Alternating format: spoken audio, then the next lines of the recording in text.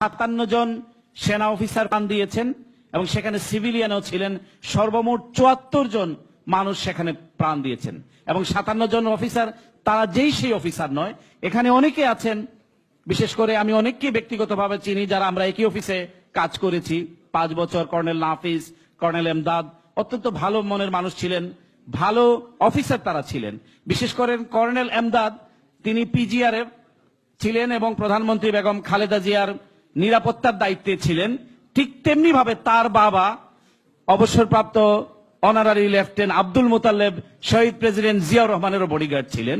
তারা বাবা এবং পুত্র এই বাহিনীতে কাজ করার সুবাদে শহীদ প্রেসিডেন্ট জিয়াউর রহমান এবং দেশনেত্রী বেগম খালেদা জিয়াকে তারা নিরাপত্তা দিয়েছেন। এরকম লোকজনও সেখানে, কর্নেল নাফিস, অনেকে, আমি অনেকে কর্নেল এলাহির কথা বলা হয়েছে, অনেকের কথা বলেছেন, আমি নাম শেষ করা যাবে না ওনাদেরকে বলে, এবং তাদের কথা যদি আমাদের বলি, আমাদের ব্যক্তিগত মেলামেশার কথা বলি, সেটি অনেক কথাই বলতে হবে।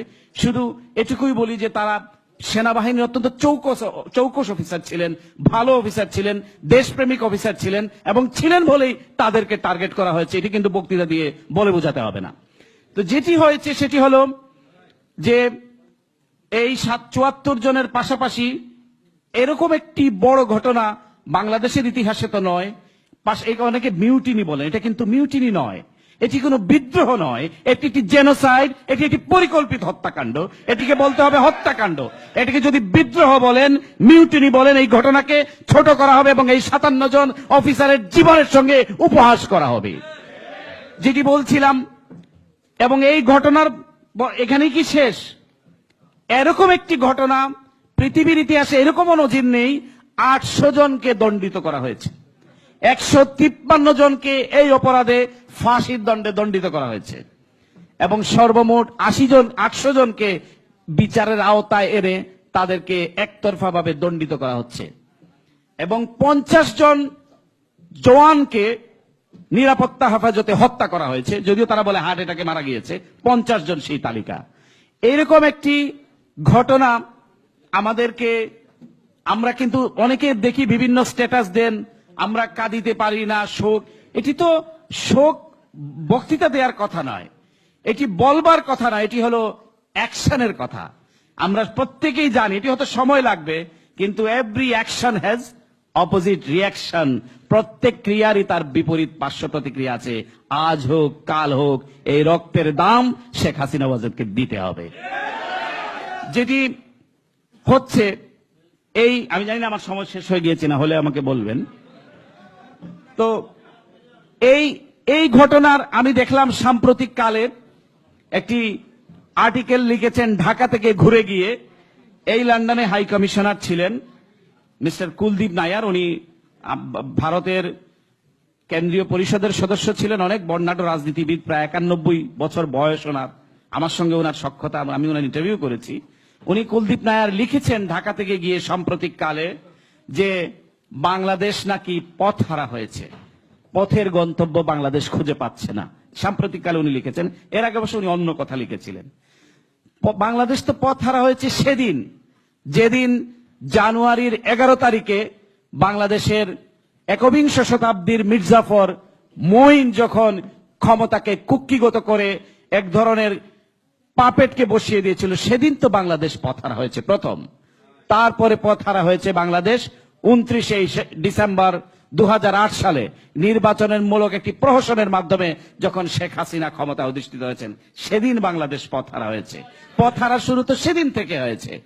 এই পথ হারা বাংলাদেশ এখন পথ দেখানোর দায়িত্ব, বাংলাদেশের অনেক ডেভেলপমেন্ট পার্টনার আছে। আমি ভারতের সাথে বাংলাদেশের সম্পর্কর বিরোধী নই, আমরা একটি প্রতিবেশী রাষ্ট্র, ভারত আমাদের একটি বৃহৎ প্রতিবেশী দেশ এবং এই কানেক্টিভিটির যুগে, গ্লোবাল ভিলেজের এই যুগে আমরা সৎ প্রতিবেশীমূলক সম্পর্ক আমরা বিশ্বাস করি। সম্পর্ক হতে হবে আপনার সঙ্গে আমার, সেটি হতে হবে বন্ধুত্বের সম্পর্ক, মিউচুয়াল ট্রাস্ট এবং রেসপেক্ট। সম্পর্ক যদি আপনি যদি আমাকে বড় ভাই মনে করেন, আমি যদি হই ছোট ভাই, তাহলে তো আর বন্ধুত্ব হলো না, বড় ভাই ছোট ভাই হলো। তো আমরা এটা বিশ্বাস করি, সম্পর্ক হবে বন্ধুত্বের, সম্পর্ক হবে ভ্রাতৃত্বের এবং ভারতের সাথে একটি সম্পর্ক থাকবে। এখন ভারতে একটি নির্বাচিত সরকার আছে, জনগণের ম্যান্ডেট নিয়ে এই সরকার এসছে। এই সরকারের দায়িত্ব হবে বিগত একটি দলকে সাপোর্ট করবার জন্য যারা যারা একটি দলের হয়ে যারা এই ধরনের একটি দলকে সাপোর্ট করার জন্য শুধু যারা কাজ করেছে, মানুষের মতামতকে যারা তোয়াক্কা করেনি, তাদের দায়িত্ব হবে এই সরকারের, যারা জনগণের সরকার ভারতের, এই সব বিষয়গুলোকেও তাদের বিবেচনার আওতায় আনা, এগুলি বিশ্লেষণ করা, কেন ঘটেছে। আমরা কেবল বিরোধিতার খাতিরে বিরোধিতা করতে চাই না, আমরা বলতে চাই যে সৎ একটি প্রতিবেশী, আজকে ভারত ডিস্টেবিলাইজ হোক সেটিও বাংলাদেশ চায় না, বিএনপি মোনা কেউই চায় না।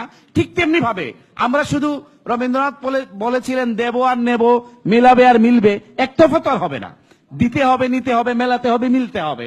তো যাই হোক, সেটি অন্য আলোচনা, আমি এটি আজকে আলোচনা বক্তব্য দিতে চাই না, প্রসঙ্গক্রমে চলে আসলো যেটি কুলদীপ নায়ার বলেছেন যে পথ হারা হয়েছে, এই পথ থেকে তুলে আনতে হলে ভারতেরই দায়িত্ব একটি গণতান্ত্রিক রাষ্ট্র হিসেবে আরেকটি পার্শ্ববর্তী দেশ যাতে গণতন্ত্রে ফিরে আসে, এইরকম হত্যাযজ্ঞের যাতে সুষ্ঠু বিচার হয়, একটি সৎ প্রতিবেশী গণতন্ত্রপনা রাষ্ট্র হিসেবে ভারতেরও এটি দায়িত্ব, আমি সেটি আজকের দিনে বলতে চাই।